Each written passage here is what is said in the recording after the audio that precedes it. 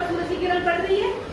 अब पृथ्वी अपनी दूरी पे भी घूमती है, पृथ्वी अपनी दूरी पे भी घूमती है। मान लो कि अभी हमारा इंडिया का है, ये रहा, देखो इंडिया है।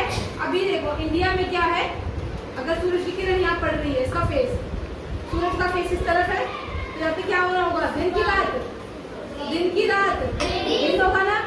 अब क्या हुआ है कि धीरे धीरे हमारी पृथ्वी धीरे धीरे ना खुद भी घूम रही है, अपनी दूरी पे भी घूम रही है, ऐसे भी घूम रही है।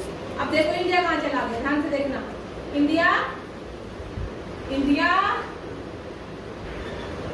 पीछे हो गया, देखो मैंने घुमाया और इंडिया देखो, अब इंडिया है यहाँ पर इसकी फेस की तरफ, इसके फेस की तरफ इंडिया है। अब इंडिया में क्या हो रही होगी, क्योंकि अब जो इसका फेस है वो यहाँ पड़ रहा है, बट हमारी पृथ्वी क्या कर चुकी है, हमारा जो इंडिया है वो अपनी दूरी पे घूमी है, तो इंडिया कहाँ चला गया, दूसरी तरफ, सूरज के दूसरी तरफ, ठीक है।